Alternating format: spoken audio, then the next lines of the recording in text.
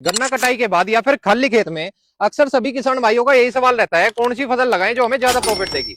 अक्सर हमारे यूपी के क्षेत्र में गन्ना छिलाई के बाद या इस समय पे दो ही फसलों का चुनाव होता है, या तो गेहूं की फसल या फिर सरसों की फसल। इन दोनों फसल में से आज हम कैलकुलेट करेंगे कौन सी फसल हमें सबसे ज्यादा प्रॉफिट देगी, कौन सी फसल हमारी जमीन को सबसे ज्यादा फर्टिलिटी प्रदान करेगी, मतलब उपजाऊ बनाएगी, कौन सी फसल में सबसे ज्यादा कम लागत है, और कौन सी फसल हमारी शॉर्ट टर्म पीरियड में तैयार हो जाएगी। सरसों यानी मस्टर्ड, सरसों का सही लगाने का समय जो है अक्टूबर के पहले वीक से 15 नवंबर तक का होता है। और सरसों का जो एवरेज उत्पादन आता है वो 1.5 कुंटल प्रति बीघा का आराम से आ जाता है।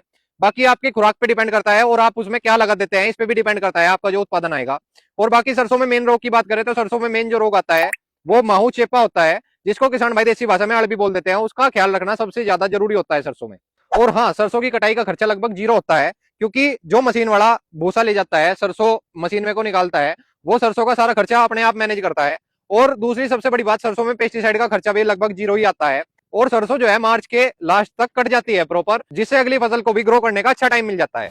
सरसों की जो जड़ें होती है वो हमारी जमीन में नाइट्रोजन फिक्सेशन का काम करती है, और जो सरसों के पत्ते जमीन में झड़ते हैं वो हरी खाद का काम करती है, जिससे हमारी जमीन की उर्वरक शक्ति काफी ज्यादा बढ़ती है और हमारी जो अगली फसल होती है वो काफी ज्यादा तेजी से ग्रो करती है।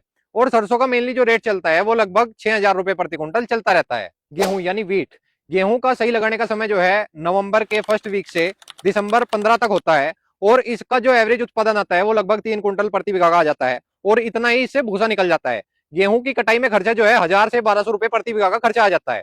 गेहूं में थोड़े बहुत येलो रस्ट जैसे रोग भी आ जाते हैं, जिसके कारण पेस्टिसाइड का खर्चा थोड़ा बढ़ सकता है। और गेहूं की कटाई का अगर समय लगाएं तो गेहूं की कटाई जो है अप्रैल के लास्ट में या फिर मई के शुरुआत में हो जाती है, जिससे अगली फसल थोड़ी लेट हो जाती है, उसे ग्रो करने का समय कम मिल पाता है और अगली फसल के उत्पादन में भी घटोतरी होती है।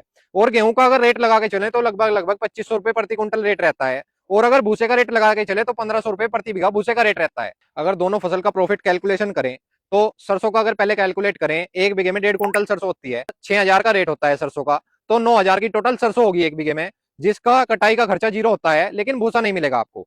और गेहूं का अगर कैलकुलेट करें, 3 कुंटल गेहूं होंगे, 2,500 का रेट चलता है गेहूं का, तो 7,500 रुपए के गेहूं होंगे, और उसके साथ में एक बीघे में 1,500 रुपए का आपका भूसा बिक जाएगा। तो मतलब ये दोनों का टोटल जो है लगभग 9,000 के समथिंग हो गया।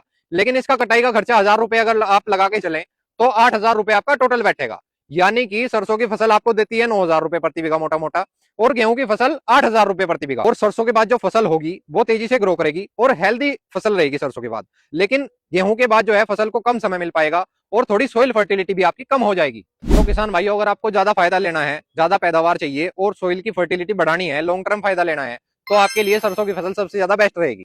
ऐसी और साइंटिफिक खेती की नॉलेज लेने के लिए